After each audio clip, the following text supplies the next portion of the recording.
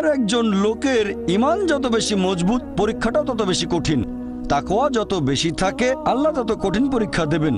আপনি কোথাও এমবিবিএস নিয়ে পড়াশোনা করছেন, কারণ বেশি নম্বর পেয়েছিলেন এইচএসসিতে, সেজন্য এখানেও পরীক্ষা কঠিন। এমবিবিএস পাশ করাটাও বেশ কঠিন। তাহলে এখানেও নবী রাসূলগণের তাকওয়ার সাথে সাধারণ মানুষের তাকওয়ার কোনো তুলনায় হয় না। যেহেতু তারা ছিলেন নবী এবং রাসূল, তাই তাদেরকেও পরীক্ষা করা হয়েছে। কোনো নবী রাসূলকে এই পরীক্ষা না নিয়ে ছেড়ে দেওয়া হয়নি। তাদের তাকওয়া লেভেল অনেক উপরে।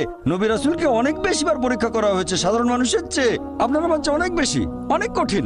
তাহলে আপনার তাকওয়া যদি বেশি হয়, আল্লাহ আপনাকে পরীক্ষা করবেন। সত্যিকারের মুমিন কোনো বিপর্যয়ের মধ্যে পড়লে বলে, সুবহানাল্লাহ, সকল প্রশংসা আল্লাহর, আলহামদুলিল্লাহ। সে ধরে নেয় এটা একটা পরীক্ষা। কোনো বিপর্যয় আসলে সেটা হয় একটা পরীক্ষা অথবা একটা শাস্তি। নবীগণের তাকওয়া অনেক বেশি, তাদের জন্য এটা শাস্তি না, এটা পরীক্ষা। আর তারা পাশ করেছেন। যদি কারো জীবনে কোনো ভালো কিছু ঘটে, সেটা হয় একটা পুরস্কার অথবা পরীক্ষা। সম্পদ হতে পারে পুরস্কার অথবা একটা পরীক্ষা।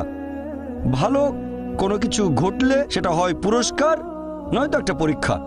অনেকে আল্লাহর পথ থেকে দূরে সরে যায়, তারপরে বলে আমাকে সম্পদ দাও, আল্লাহর সম্পদ দেন। তারপরে তারা পরীক্ষায় ফেল করে। তাহলে এই পৃথিবীতে তারা তাদের ইচ্ছে মতো আরামায়েশ করে, কিন্তু আখিরাতে শুধু ক্ষতিগ্রস্ত হয়। দান একটা পরীক্ষা, সন্তুষ্ট হওয়া পরীক্ষা, সন্তান সন্ততিও পরীক্ষা। অনেক সময় আমরা মুসলিমরা আল্লাহ তাআলার কাছে অভিযোগ করি যে আল্লাহ, তোমার কাছে এত দোয়া করি, তবু তুমি কবুল করো না কেন? আল্লাহ পবিত্র কোরআনে বলেছেন, তোমরা আমাকে ডাকো, আমি তোমাদের ডাকে সাড়া দেব। তবে আমার আপনার ডাকে আল্লাহ সবসময় সাড়া দেন না। পরস্পর বিরোধী মনে হচ্ছে। আল্লাহ বলেছেন আমাকে ডাকো, আমি সাড়া দেব। তবে অনেক সময় দোয়া করছি কিন্তু কবুল হচ্ছে না। আল্লাহ পবিত্র কোরআনে বলেছেন সূরা বাকারা অধ্যায় নম্বর 2 আয়াত 216, তোমরা যা পছন্দ করো সেটা হয়তো তোমাদের জন্য ভালো না, আর যেটা পছন্দ করো না সেটা হয়তো ভালো। তোমরা এটা জানো না, তবে আল্লাহ জানেন। উদাহরণস্বরূপ, ধরেন একজন তরুণ ছেলে, বয়স হয়তো 20 বছর, সে দোয়া করছে, হে আল্লাহ সুবহানাহু ওয়া তাআলা, একটা বিএমডব্লিউ দিয়ে দাও। জানেন না বিএমডব্লিউ নাম শুনেছেন কিনা? BMW motorcycle. আমি চাই একটা বিএমডব্লিউ মোটরসাইকেল, খুব ভালো মোটরসাইকেল। ছেলেটা দোয়া করলো, আল্লাহ সাড়া দিলেন না। হয়তো আল্লাহ জানেন যে আল্লাহ যদি তাকে মোটরসাইকেল দিতেন, সে অ্যাক্সিডেন্ট করত, পা ভেঙে ফ্র্যাকচার হতো, পঙ্গু হয়ে পড়ে থাকতো। তাহলে এখানে আল্লাহ সুবহানাহু ওয়া তাআলা তার ডাকে সাড়া দিয়েছেন সাড়া না দেওয়ার মাধ্যমে। আল্লাহ তার ডাকে সাড়া দিয়েছেন সাড়া না দেওয়ার মাধ্যমে। আল্লাহ তাকে মোটরসাইকেল দেননি কারণ সে ভালো বান্দা, সে খুব ভালো মানুষ, সে যা যাচ্ছে তা ভালো হবে না আমি জানি, কিন্তু সে জানে না, তাই আল্লাহ দিচ্ছেন না। এভাবে আল্লাহ সাড়া দিচ্ছেন সাড়া না দেওয়ার মাধ্যমে। আবার কিছু লোকজন আছে, যেমন আল্লাহ বলেছেন পবিত্র কোরআনে সূরা বাকারা অধ্যায় নম্বর 2 আয়াত 15 ও 16, এখানে ভণ্ডদের কথা বলা হচ্ছে। আল্লাহ তাদের রশি দেবেন, তারা বিভ্রান্তের মতো ঘুরে বেড়াবে। তারা সম্পদ চেয়েছে, আল্লাহ দিয়েছেন।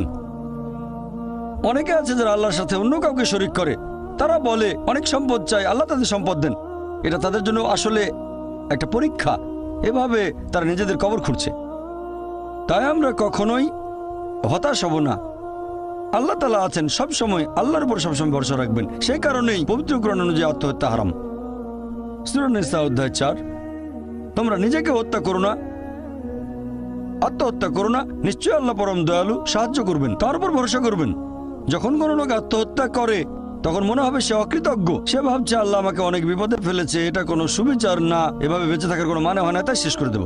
আল্লাহ পবিত্র কোরআনে বলেছেন সূরা বাকারা অধ্যায় নম্বর 2 আয়াত 286, এটা সূরা বাকারার একেবারে শেষ আয়াত, যে আল্লাহ সুবহানাহু ওয়া তাআলা কারো উপরেই তার সাধ্যের অতিরিক্ত বোঝা চাপিয়ে দেন না। আল্লাহ কারো উপরে এমন কোনো বোঝা চাপিয়ে দেন না যেটা তার সাধ্যের অতিরিক্ত। এটা আয়াতের প্রথম অংশ। এই আয়াতটাতে আরো বলা হয়েছে আমরা এই দোয়া করব, ইয়া আল্লাহ সুবহানাহু ওয়া তাআলা, আমাদের উপর সাধ্যের অতিরিক্ত বোঝা চাপিয়ে দিও না। আয়াতের প্রথম অংশে আল্লাহ কথা দিয়েছেন যে আমাদের উপর তিনি সাধ্যের অতিরিক্ত বোঝা চাপাবেন না। তাহলে আমরা কেন দোয়া করব যে হে আল্লাহ আমাদের সাধ্যের অতিরিক্ত বোঝা চাপিয়ে দিও না? এর কারণ হচ্ছে আমরা নিজেদের কবর খুঁড়ি, আমরা নিজেদের উপর সাধ্যের অতিরিক্ত বোঝা চাপিয়ে দিই, সমস্যা বাধা আমরাই বলছি অনেক সম্পদ দাও, আল্লাহ দিচ্ছেন। তাই আমরা আল্লাহর কাছে দোয়া করছি আল্লাহ যেন নিজেদের কারণে নিজেদের উপর সাধ্যের অতিরিক্ত বোঝা না চাপিয়ে দেন। আমরা সবসময় আল্লাহ তাআলার উপর ভরসা করব, একমাত্র তার ইবাদত করব। তিনি আমাদের স্রষ্টা, আমাদের অস্তিত্বের পেছনের উদ্দেশ্য হচ্ছে আল্লাহ সুবহানাহু ওয়া তাআলার ইবাদত করা, অন্য কারো নয়। পৃথিবীর জীবন পরকালের জন্য পরীক্ষা। আল্লাহর আদেশ মেনে চলেন আর সন্তুষ্ট থাকেন। যেরকম পরীক্ষায় সামনে পড়ুক, সত্যিকারের মুসলিম সবসময় বলবে আল্লাহকে ধন্যবাদ।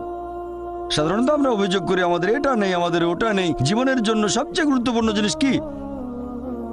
কেউ বলবে খাবার, কেউ বলবে পানি, সবচেয়ে গুরুত্বপূর্ণ বাতাস।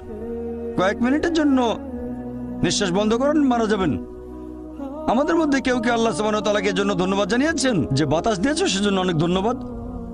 আমাদের মধ্যে কতজন এটা করেছে? আমরা কি এটা বুঝতে পারছি? ফ্রি বাতাস তো ফ্রি পাচ্ছি আর কি। আমরা শ্রদ্ধা করবো আল্লাহ তাআলার নিদর্শনগুলোকে, শ্রদ্ধা করবো আল্লাহর নিয়ামতগুলোকে।